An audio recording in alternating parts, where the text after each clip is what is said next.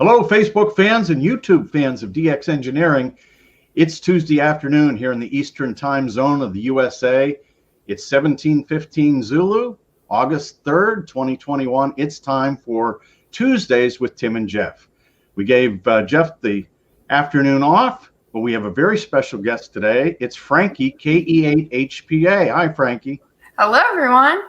And so good to see you, and thanks for coming on. Frankie, you have an amazing story to tell. And so why don't you tell everybody how you got started in this great hobby of amateur radio? Oh, absolutely. Well, as it goes, I was, my dad actually started off in the hobby when he was a lot younger. And he recently came back to the hobby probably about 5 or 6 years ago. And he started doing some fun projects with my younger brother, who's at KE8GTT. And I, watched them do these fun projects and go to these conventions and things like that for amateur radio. And I was like, hey, I kind of want to get involved with that. So I actually made my first contact with Bob W8ERD, I believe. And it was really, really interesting because he was a scientist, and he is famous for helping to discover the WOW signal from space. I think there's a Wikipedia page about the WOW signal at the Ohio State Observatory, which is really interesting. And I was like, seeing how these people were able to combine ham radio and their interests in science, and also being involved with activities and things with my family got me really excited about ham radio. So I tested up, and I started doing a lot of research with ham radio, which made me really excited. So that's kind of what I do with ham radio as well. So how old were you when you got your technician license? I think I was 15 or 16 years old, and then I recently upgraded to general, and I'm on my way to extra. I'm studying right now, so. That's great. And speaking of studying, you're quite the student, valedictorian of your high school class, senior class, and you wrote a tremendous speech. I just read it this morning, and that had to be very exciting. And then now, where do you go to school now? Now I'm studying at Case Western Reserve University up in Cleveland, and it is so much fun because I get to do what a lot of other students can't, and that's combine my passions and what I like to study. I'm doing a double major in materials science and engineering, and then I'm also majoring in dance, and I'm minoring in Spanish. So I get to study a lot of things that I like to do, and that's pretty great. And also I'm involved in the amateur radio club up there, and we have the station call W8EDU, and that's pretty cool that our college has the EDU call sign. So yeah, that is very cool. And I know I was on the interview team for your ARDC scholarship. Tell everybody about that. Oh man, this is a really exciting opportunity. Through the ARRL and through the Amateur Radio Digital Communications team, they offered a lot of really great scholarships to students like me. And I have to really give a lot of props to the teams who worked on that, because as a young person, it's really great to be involved in a hobby like amateur radio, and at the same time, be encouraged by a lot of other people in the community, and, having those Elmers and things like that who are helping us to continue our education, So I'm very excited to be a recipient of the ARDC scholarship this year. Yes, that is incredible, and congratulations on that. And I was thrilled to be on the team as a director of the ARRL Foundation. And you've given presentations at Hamvention, right?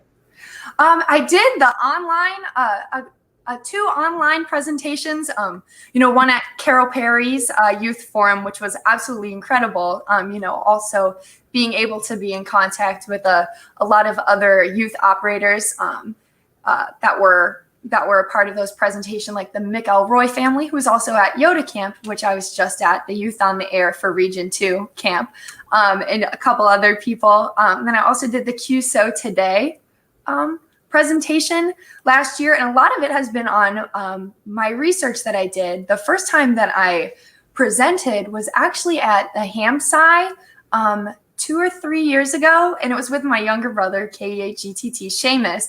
We did a presentation on makerspaces.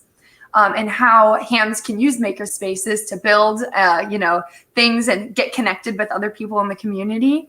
And that's actually what introduced me to Case Western Reserve University as well. Before then, I had never visited the campus or really heard about their programs. And so that really opened it up. And then I presented again the next year at HamSci about magnetometers and one of their projects, the Personal Space Weather Station. And they have a lot of information about that on hamsci.org. They're the organization who combines ham radio operators and citizen scientists to work on a lot of projects. So, as I mentioned before, the research aspect of ham radio is something that I'm very excited about. So that's what my presentations have mostly been on as well. Well, you are not getting bored. No. You've got your fingers in a lot of things. And speaking of the youth camp, let's talk about that. I'm going to share my screen here, and let me know when you see the photo. Oh, yeah, I see those photos. Okay, there we go. So this is tell us about what this photo is, and tell us about the Youth on the Air camp and what went on. Oh, absolutely. So in this photo, you have the team of all the students from Region 2. So Region 2 for Youth on the Air is the Americas. So unfortunately, because of some of the COVID restrictions, some of the students weren't able to come, with the vaccination requirements. However, there was a group of over 20 kids from all over the Americas. I'm from Ohio. There are a few students from Idaho and California and Texas. We were all gathered at in front of the Voice of America Museum of Broadcasting in Cincinnati, in which was just a wonderful space to be in and be a part of, with the history of the Voice of America in the United States and the importance of broadcasting.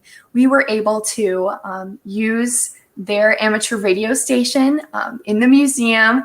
And the other great thing that I'd like to point out in this photo is that a lot of the members, not only just the members of the camp, but also a lot of the counselors were all, they tried to make as many as possible, under the age of 30. So there were a lot of people that felt like we were like, more like peers, So this picture is really fun. This is like the first day that we got to just do a little contesting in the station. We're just learning about, what our privileges are, especially because some students were allowed to use the privileges of the special event station. We were Whiskey 8 Yankee for the whole week. And we just were able to do so many different things throughout the week, learning, new things that I'd never done before. Like, as I mentioned, I was really involved in research with ham radio, but I learned that, more about contesting, so much about fox hunting. We did high altitude balloon launches, so many things that I'd never done. And the ability to meet so many young people and learn about what they were interested in ham radio and how they got into ham radio, it was just such a fun experience for the entire week. It was just really wonderful. So what's going on in this photo, Frankie? Oh my gosh. Yeah, we were back at the hotel. I think this is the night after we went we went to Dave & Buster's or something. So we came back to the hotel and we were just chatting it up before we had to, go back to our rooms for our lights out. But it was really fun to just be able to hang out and also, so have some of that free time to just hang out a little bit. So, and you guys talked to the space station, right? Oh my gosh, we did. That was really incredible. The ARIS contact, I think it was on Wednesday morning. So we had a little bit of prep time, and then we had, I think, 8 or 9 people ask questions for the space station contact. And it was really fast, but, it was really incredible to be able to have that opportunity. You could just see the people's faces light up, as we got that connection into the space station. Yeah. Now, here's another photo. And this, I was not involved in this photo, but this is you dancing with a DX Engineering catalog. Now, tell us about that. Oh, well, my dad and I always thought it was really funny that there was that, the DX Engineering line, like, the difference between a ballerina and a ballerina. And so we always thought that was really funny. So I took this picture probably 2 or 3 years ago when I was dancing. I was on the track to become training with a professional ballet company. And after practice one day, I just grabbed somebody to take a picture with me so I could send it to my dad. And he thought it was so funny that we should put it up on my QRZ page. So I just added that in there. Oh, that's very cool. Well, you have an amazing life going on, and very busy. You're just starting your sophomore year, right? Yes, that's correct. Very And excited. were you on campus last year? I was, yeah. It was a little bit of a different setup, but Case Western made it really exciting, and for it to be possible for us to go on campus. Masks everywhere. We got tested for COVID every week, so it was like after my third class, I would walk over and get tested, and then walk back home. But it'll be really exciting this year too, because it'll be like my second freshman year. With some of the events that I missed, we'll be able to do it for the first time. So I'm really excited about that too. Well, there's some of your fans are online here today. Michael W3MLJ, who was with you at camp from Pittsburgh, is on, and Oscar Zulu 1 Delta Whiskey X-Ray from Denmark, and our friend Mike KE8HPA, he's local to me here. Grace Kilo Echo 8 Radio Juliet United, who I've heard on the satellites. She is a satellite guru. Awesome. And Jeff, Whiskey Delta 8 Juliet Mike, and Alpha Bravo 9 Quebec United, and Papa Echo 2 Kilo from the Netherlands, and Kilo India 5 Mike Charlie is on with us as well, and Alpha Bravo 7 Radio, and our friend Tom, Kilo Sierra 3 November. I talked to Tom this morning on 75 meters, and John, W1 Juliet, Germany Mike, and our friend John Stanford, Kilo Fox 6 India. John is an amplifier expert. And let's see, we got Delta Kilo 5 Oscar Norway Victor is on from Germany. He likes to camp out on the Rhine River. And, we talked to him on 40 meters. And our friend Dr. John, Kilo Bravo 3 Hotel. Frankie, many thanks for adding dimension and youthful sparkle to our hobby. Good luck in your academic pursuits. You'll do great. Oh, thank you so much. He's a neurosurgeon, retired, and a really great guy. And we have the tall guy, K3STL. I think he's about 6'5". Wow. KC3FUN, Dave is on. And Kilo Lima 0 Sierra, Dino is on with us. And Dino's wife is Toby, and she's Kilo Lima 0 Sierra.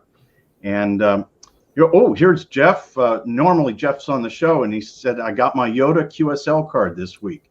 So next week when Jeff is back, we'll have him show everybody the QSL card. I've heard they're really cool. I've heard they look really cool. Yeah, I can imagine that.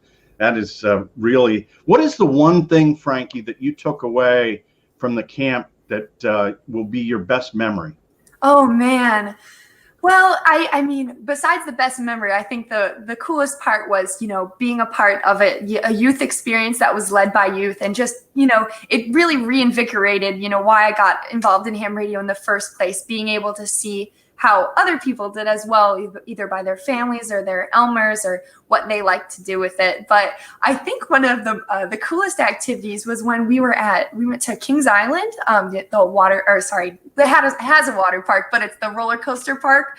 And we did a couple sprints while we were there. So we had our handheld radios, and a lot of kids would come up to us and say, like, what do you have those for? And, we got to explain a little bit about what we were doing, and, make contacts while we were in the park. It was really funny. We were joking like coasters on the air, and we were like, no, you cannot. You're not allowed to make contacts while you're on a coaster. That's not allowed. But that was really fun, being able to talk to people, and then even do the sprint while we were in the park. I don't think that I'll ever be able to do anything like that again. So, no, that's great. Well, you certainly have had great memories and great experiences, and you're just getting started. So, Frankie, thanks so much for coming on today with us and sharing your experiences. We'll have you on again sometime in the future, because I'm sure you'll have a lot more of your story to add. Absolutely. And it's exciting. And thanks for all you do for youth and to enjoy this great hobby of amateur radio. All right. Thank you so much again for having me on the show. I really appreciate it. And it's been great talking with you as well. Okay. Wish you continued success. And to those of you watching, wow, youth in ham radio is alive and well, and it's growing. And thanks to Frankie and her friends and she's also influencing other young people to get involved with the hobby. And so we hope you enjoyed it today. 73 from KE8HPA and DX Engineering. 73.